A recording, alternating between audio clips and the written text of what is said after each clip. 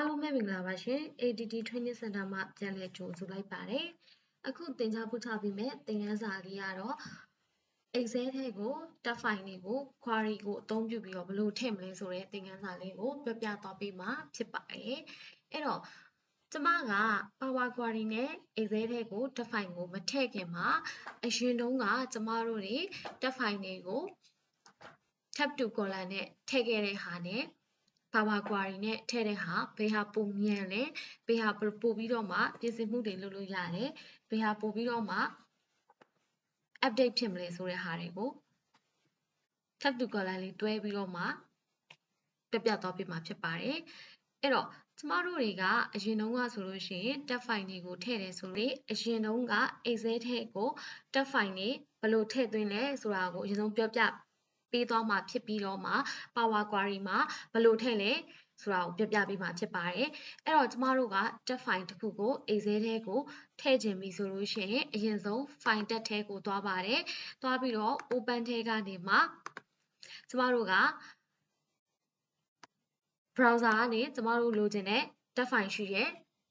data ကိုသွားတယ်သွားပြီးတဲ့အခါကျမှဟောဒီထဲမှာဆိုရင်ကျမက desktop ပေါ်မှာ Power Query ဆိုတဲ့ folder ထဲမှာ Excel data ဆိုတဲ့ folder လေးထပ်ရှိပြီးတော့မှ tab file နှစ်ခုရှိပါတယ်အဲ့ဒီထဲကမှကျမက January 2020 data ကိုလိုချင်နေဆိုရင် January 2020ကိုရွေးချယ်ပြီးတော့မှ open လုပ်ရပါလိမ့်မယ်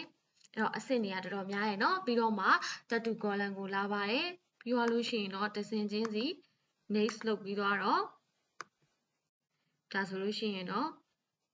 finish လုပ်ပြီးတော့မှ tab to column ကနေပြီးတော့ data လာပြီးတော့မှထည့်တယ်ပေါ့နော် okay ဒါကတော့ဟိုအရင်ကျမတို့တွေလုပ်ခဲ့တဲ့tab file တစ်ခုကို Excel ထဲကိုပြောင်းထည့်တဲ့နည်းပါအခုပြပေးမှာတော့ Power Query ကိုအသုံးပြုပြီးတော့မှ Excel file ထဲကိုtab file ထဲက data တွေဘယ်လိုထည့်မလဲဆိုတာကိုပြသွားပေးမှာဖြစ်ပါတယ်အဲ့တော့ query ကိုအသုံးပြုမယ်ဆိုလို့ရှိရင် data tab ထဲက get and transform ထဲမှာ from file ကနေပြီးတော့မှ from text ကိုသွားပါမယ်အဲ့ထဲကမှဆွမ်းတော့ကျမတို့အစင်သွားခဲ့တဲ့နေရာမဟုတ်တော့ဘဲနဲ့ဒီဘက်မှာကျမတို့ folder ကိုလိုချင်တဲ့ folder ကိုရွေးပြီးတော့ input တွင်းလိုက်ပြီဆိုလို့ရှိရင်ဒါဆိုရင် query ကိုရောက်သွားပါပြီ query ရဲ့ကနေပြီးတော့မှလူချင်းမင်းတို့က Excel ကိုတန်းရောက်ချင်တယ်ဆိုရင်အလုံးနဲ့သွားလိုက်လို့ရှိရင်တန်းရောက်သွားမှာဖြစ်တယ်လို့ကျမကတော့နည်းနည်းလေး product ID လေးကိုပြင်ချင်တာရှိတဲ့အတွက်ကြောင့်မလို့ transform data နဲ့သွားပြီးတော့မှ load and close and load လုပ်ပါမယ်ရှင်တော့ transform data လေးကလေးနှိပ်လိုက်ပါမယ်အဲ့တော့ကျမကဒီနေရာမှာလူကြီးမင်းတို့မြင်တွေ့ရတဲ့အတိုင်းပဲ data လေးတွေကိုနည်းနည်းအပြောင်းလဲလုပ်မှာဖြစ်ပါတယ် source ကတော့ဒါမူရင်း source ကတော့ဒီမှာကျမတို့ရဲ့မူရင်း source ပါအဲ့ဒီထဲမှာဆိုရင် column တိုင်းတွေကtab file ဖြစ်တဲ့အတွက်ကြောင့်မလို့ column header name တွေမှာမရှိဘူးကျမတို့ထည့်လိုက်တဲ့အချိန်တွေမှာသို့ပေမဲ့ဒီကနေပြီးတော့ query ကနေပြီးတော့ auto promote header ကိုလုပ်ပေးလိုက်တယ် chain type ကိုလည်းသူလုပ်ပေးလိုက်တယ်ပေါ့နော်လုပ်ပေးလိုက်တဲ့အချိန်မှာအစစ်စစ်ပြောင်းလဲသွားတယ်တချို့ဟာတွေကတော့ပြောင်းလဲခြင်းမရှိဘဲနဲ့ကြံခဲ့တယ်ပေါ့ဥပမာဆိုလို့ရှိရင် date format ပေါ့ date format က query က date format ကို tab file နေဖြစ်ထည့်ပေးလိုက်တယ်ဒါပေမဲ့ကျမတို့ကကြတော့ solve လုပ်တဲ့အခါကျရင် date format ကို date အတိုင်းဖြစ်စေခြင်းတဲ့အတွက်ကြောင့်မလို့ date format ကိုတကယ် date format ရအောင်ပြန်ပြောင်းပါမယ် Power Query ကပြုလုပ်ပေးလိုက်တဲ့ chain type တွေမှာဘာလေးတွေလိုအပ်လာတာရှိလဲဆိုတော့ date format က date format မဟုတ်ဘဲနဲ့ tab format ဖြစ်သွားတာတွေ့ရပါတယ်အဲ့ဒါဘာလို့လဲဆိုလို့ရှိရင်တော့ကျမတို့ရဲ့ local သုံးနေတဲ့ date format နဲ့ Power Query ရဲ့ United States format နဲ့မတူတဲ့အတွက်ကြောင့်မျိုးဖြစ်ပါတယ် United States format นี่ Monday year နဲ့လာပါတယ်ကျမတို့အခုသုံးနေတဲ့ကျမရဲ့ကွန်ပျူတာမှာလက်ရှိသုံးနေတဲ့ date format ကကြတော့ day month year နဲ့လာပါတယ်အဲ့ဒါအကြောင်းမလို့သူဒီ tab file နေဖြစ်ပြောင်းပေးလိုက်ခြင်းဖြစ်ပါတယ်အဲ့တော့ကျမတို့ကဒါကို date format အဖြစ်ပြန်ပြောင်းကြည့်အောင်เนาะအဲ့တော့ပုံမှန်တိုင်းဆိုလို့ရှိရင်ကျမရှေ့ဗီဒီယိုမှာတော့ပြောခဲ့တာက transform နဲ့ကနေပြီးတော့မှ data type ကနေပြီးတော့မှသွားပြောင်းတာဖြစ်ပါတယ်အခုနောက်တစ်နည်းနဲ့ပြပြသွားပေးပါမယ်အဲ့တော့ဒီအရှိမှာ ABC ဆိုတဲ့ format type ကလေးတွေရှိတယ်အဲ့ဒီ type ကလေးတွေကိုအဲ့ဒီအရှိက character လေးတွေကို click နှိပ်လိုက်တာနဲ့တွေစောနာတော့က data type နဲ့ပုံစံတူတူပဲဖြစ်ပါတယ်အဲ့တော့ transform နဲ့ကနေပြီးတော့ data type ကနေပြီးတော့သွားမပြောင်းချင်တဲ့လူတွေဆိုလို့ရှိရင်တော့အလွယ်တကူဒီမှာ click လေးနှိပ်ပြီးတော့မှပြောင်းလို့ရပါတယ်အဲ့တော့ကျမဒီမှာ date ကိုလိုချင်တဲ့အတွက်ကြောင့်မို့ date ကိုရွေးလိုက်ပါတယ်အဲ့တော့သူကဒီမှာမေးပါတယ် column တစ်ခုအနေဖြင့်ထပ်ထည့်မှာလားသို့မဟုတ်ဒီနေရာမှာပဲ replace လုပ်မှာလားဆိုပြီးတော့မေးပါမယ်ကျမကတော့ column တစ်ခုအနေဖြင့်ထပ်လို့ချင်တာမဟုတ်ပါဘူးဒီ date column တိုင်းမှာပဲ replace လုပ်ချင်တဲ့အတွက်ကြောင့်မလို့ replace current ဆိုတဲ့ဟာကိုရွေးလိုက်ပါမယ်ဒီမှာကြည့်ကြအောင်ဒီမှာဆိုလို့ရှိရင် error လေးတွေတက်သွားတာမြင်ရပါမယ်။ဘာဖြစ်လဲဆိုတော့ဆရာကျမအရှိမပြောခဲ့ပြီးသားဖြစ်ပါလိမ့်မယ်။ကျမတို့ရဲ့ဆက်မှာသုံးနေတဲ့ format type နဲ့ query မှာရှိတဲ့ Manila format type United States နဲ့ကမတူတဲ့အတွက်ကြောင့်မလို့တချို့ဟာတွေ error တက်သွားခြင်းဖြစ်ပါတယ်။အဲ့တော့ကျမဒီဟာလေးကို error တက်သွားတော့chain type လေးကိုပြန်ဖြတ်လိုက်မယ်နော်။ဖြတ်ပြီးတော့မှ error မတက်အောင်ဘယ်လိုလုပ်ကြမလဲဆိုတာကိုပြပြပေးပါမယ်။အဲ့တော့ကျမတို့ကဒီရိုးရိုးအတိုင်း date format ကိုယူလို့မရဘူးအဲ့အတွက်ကြောင့်ကျမတို့ local နဲ့ကိုက်ညီမှုရှိအောင်ပြန်လည်ပြင်ဆင်ရမှာပေါ့နော်အဲ့တော့ကျမထပ်ပြီးတော့အဲ့ဒီ ABC လေးကိုထပ်နှိပ်လိုက်တယ်ဒီမှာအောက်ဆုံးမှာ using local ဆိုတာလေးပါပါတယ်အဲ့ဒါလေးကို click တစ်ချက်နှိပ်လိုက်ပါတယ်ဒါဆိုလို့ရှိရင်တော့ chain type with local ဆိုတဲ့ဟာလေးပါလာလိမ့်မယ်အဲ့တော့ကျမရဲ့ data type မှာကျမဒီ date ကို change နေတာဖြစ်တဲ့အတွက်ကြောင့်မလို့ date ကိုရွေးလိုက်ပါတယ်ဒီအောက်မှာတော့ English United States ဆိုပြီးတော့ပြနေပါလိမ့်မယ်ဒီမှာတော့ input value တွေကို symbol နေဖြစ်ရွေးပါလိမ့်မယ်ရှိုးပြထားတာဖြစ်ပါလိမ့်မယ်စနတော့ကအင်္ဂလိပ်မှာ United States ဆိုတဲ့ဟာမှာကျမတို့ error လေးတွေတက်ခဲ့တဲ့အတွက်ကြောင့်မလို့ကျမတို့မရွေးပါဘူးပြီးတော့ကျမတို့ရဲ့မြန်မာနိုင်ငံကတော့ဒီမှာရွေးချယ်လို့ရတဲ့အထက်မှာမပါတဲ့အတွက်ကြောင့်မလို့ကျမတို့ရဲ့အနည်းဆက်ဆုံးနိုင်ငံကိုရှာပြီးရွေးမယ်ဆိုရင်တော့ကျမကတော့စင်ကာပူကိုရွေးချယ်မှာဖြစ်ပါတယ်အဲ့တော့ United States ထဲမှာကမှစင်ကာပူ format လေးကိုကျွန်မရှာပါမယ်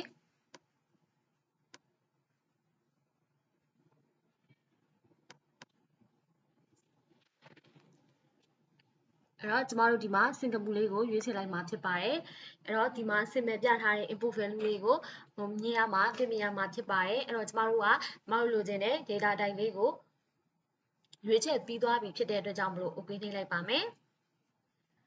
ဒါဆိုလို့ရှိရင်တော့ Manila format ဖြစ်သွားတယ်တို့ပေမဲ့စင်ကာပူဖြစ်နေတဲ့အတွက်ကြောင့်မလို့ကျမတို့ local ထဲမှာသုံးလို့ရတဲ့ data format လေးတိုင်းဖြစ်သွားပါတယ်ရှင်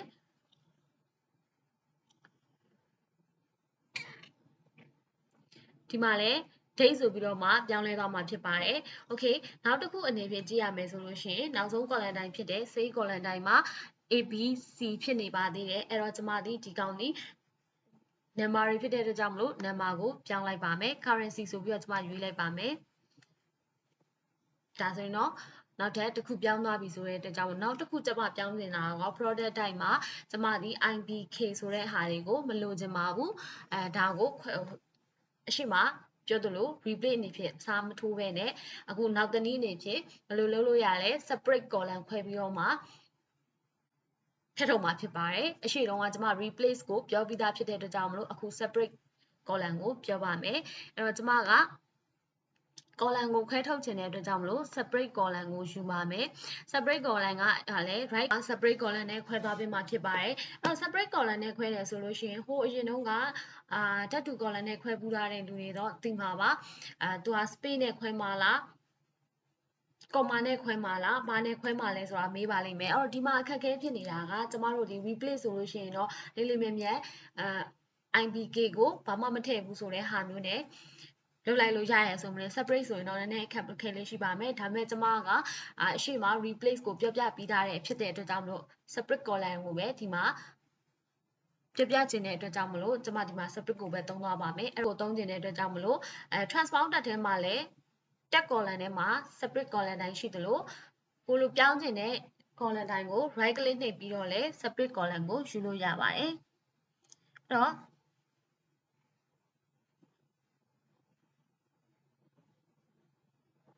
ပြောင်းပြသွားပေးမှာဖြစ်ပါတယ်အရှိမတော့က web page တွေနဲ့အသုံးပြုတဲ့အခါမှာခွဲပြသွားတော့ကျွန်မ replay နဲ့ခွဲသွားတယ်ဒီခါတော့ separate နဲ့ခွဲပါမယ် separate ဆိုလို့ရှိရင်တော့ column နှစ်ခုခွဲထွက်သွားပါမယ်ဒီမှာdelimiter ကိုတော့သွားပြီးတော့ separate ခွဲတဲ့အခါကျရင်တော့ delimiter ကိုအသုံးပြုတယ်ဆိုလို့ရှိရင်အဆင့်အများကြီးဖြစ်သွားပါလိမ့်မယ်ဆိုတဲ့အတွက်ကြောင့်မလို့ separate ခွဲရင် delimiter မသုံးမဲနဲ့တခြားဟာတစ်ခုကိုသုံးပြသွားမှာဖြစ်ပါလေ delimiter ဘာလို့မသုံးဘူးလဲဆိုလို့ရှိရင်ကျမတို့ရဲ့ဒီ product ID က space လည်းမပါဘူး comma လည်းမပါဘူး dash လည်းမပါဘူး special character ဖြစ်ခွဲဖို့အတွက်တော့နည်းနည်းတော့ဘယ်လိုပြောရမလဲ0တွေနဲ့သွားပြီးတော့0ရဲ့အရှိက character တွေကိုဖြုတ်ထုတ်ပါဆိုလို့ရှိရင်0ပါသွားမယ်လေနော်အဲ့ဒီအတွက်ကြောင့်မလို့ကျမကအလွယ်ဆုံးနဲ့အမြန်ဆုံးဟာကို column တစ်ခုခွဲထွက်သွားအောင် by limiter ကိုမသုံးမဲ့နဲ့တခြားတစ်ခုကိုသုံးသွားမှာဖြစ်ပါတယ်အဲ့တော့ separate column ကိုလိုချင်လို့ရှိရင် transbounded ထဲမှာ tag column ထဲမှာ separate column ရှိသလိုအမြန်ဆုံးလိုချင်တယ်ဆိုလို့ရှိရင်လှိမြန်နဲ့အဲ့ tab တွေကိုမသွားချင်ဘူးဆိုလို့ရှိရင်တော့မိမိပြောင်းလဲလိုတဲ့ column တိုင်းကို right click နှိပ်ပြီးတော့ split column တိုင်းဆိုတာရှိပါတယ်အဲ့တော့ဒီမှာခွဲလို့ရတဲ့ဟာတွေအများကြီးရှိတယ် by delimiter နဲ့ခွဲမလား number of character နဲ့ခွဲမလား by position နဲ့ခွဲမလားဒါမှမဟုတ်ရှင် lower case to upper case နဲ့ခွဲမလား upper case to lower case နဲ့ခွဲမလား digit to non digit နဲ့ခွဲမလားပေါ့နော်ဒါမှမဟုတ် non digit to digit နဲ့ခွဲမလားပေါ့အဲ့တော့ဒီမှာကြည့်ရမယ်ဆိုလို့ရှိရင်ကျမတို့ခွဲချင်တာဒီအရှိက digit မဟုတ်တဲ့ non digit ပါအနောက်မှာတော့ digit တွေပါပါတယ်အဲ့ဒါကြောင့်မလို့ by non digit to digit နဲ့ခွဲပါမယ်အဲ့တော့ by non digit to digit ကို click တစ်ချက်နှိပ်လိုက်ပါဒါဆိုလို့ရှိရင်တော့ column နှစ်ခုကွဲသွားတာအလျင်မြန်ဆုံးကွဲသွားတာတွေ့ရပါမယ်အဲ့တော့ကျမကဒီ product type ID1 က IPK ကိုမလိုချင်တဲ့အတွက်ကြောင့်မလို့ delete remove လုပ်လိုက်ပါမယ်ဒီ product type ID ကို rename လေးပြင်ပါမယ်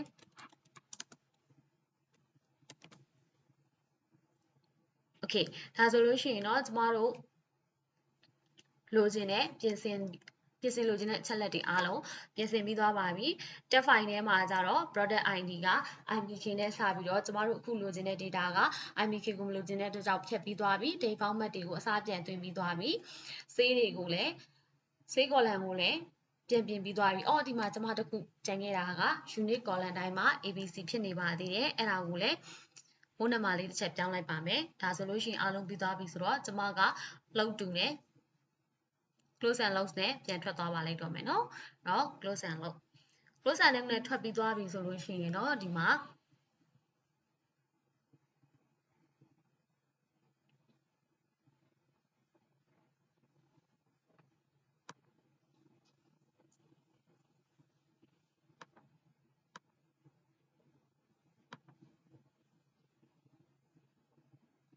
close and load တူနဲ့ထွက်လိုက်ပြီဆိုလို့ရှိရင်တော့လူကြီးမင်းတို့မြင်တွေ့ရတဲ့အတိုင်း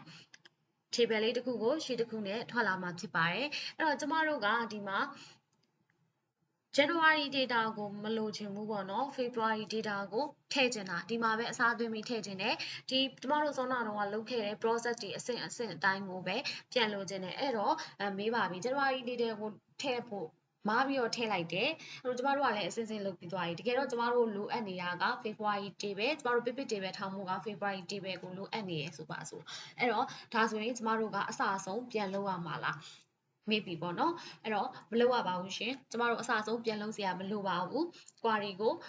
data source လေးတစ်ချက်ပြောင်းလိုက်တာနဲ့ကျမတို့အစစ်စစ်ပြောင်းလဲပြီးသားဟာတွေကို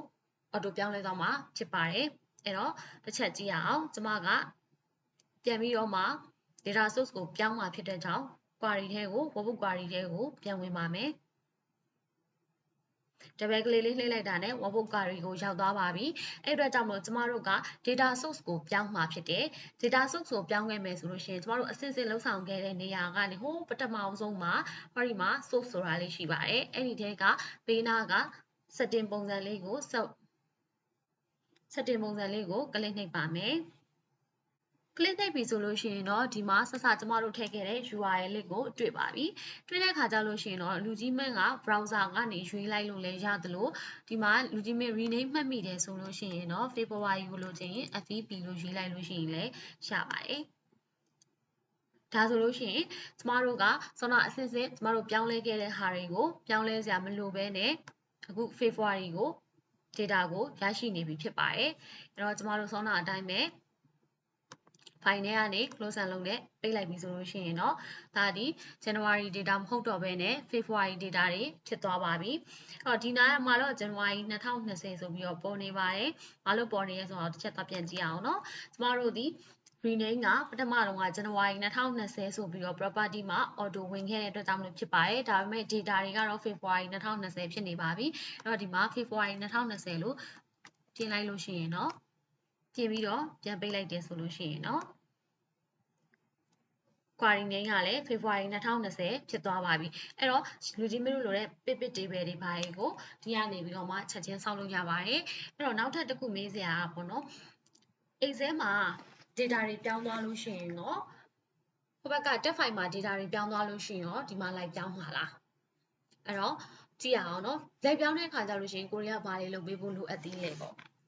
အဲ့တော့ကျွန်မဟိုဘက်မှာတွားပြီးတော့ text file မှာတော့ပြောင်းအခုတော့ကျွန်မ February ဖြစ်ထည့်ထားတဲ့အတွက်ကြောင့်မလို့ February တက်ပိုင်းလေးကိုဖွင့်လိုက်ပါမယ်အဲ့တော့ကျွန်မကမှတ်မိလွယ်အောင်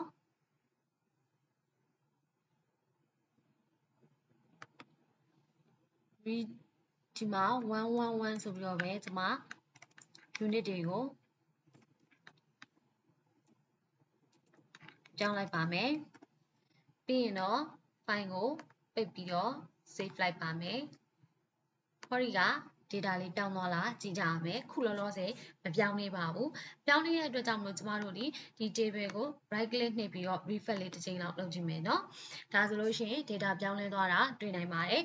အဲ့တော့လူကြီးမင်းတို့တွေကကိုလောက်လိုက်တဲ့ data တစ်ခုကိုခဏခဏထပ်ခါအစစ်စစ်လုံးเสียမလို့ပဲ automatically replace ဖြစ်သွားတဲ့ဟာမျိုး automatically update ဖြစ်သွားတဲ့ဟာမျိုးကိုautomatically update အချက်လက်တွေကို refresh လေးတစ်ချက်နဲ့ click တစ်ချက်ကလေးနဲ့ရုံနဲ့ရရှိမှာဖြစ်ပါတယ်ဒါကတော့ power query ကိုအသုံးပြုပြီးတော့မှ text file တွေက data တွေကို Excel ထဲကို input လုပ်ပြခြင်းပဲဖြစ်ပါတယ်အားလုံးပဲအဆင်ပြေကြမယ်လို့ယုံကြည်ပါတယ်ကျေးဇူးတင်ပါတယ်ရှင်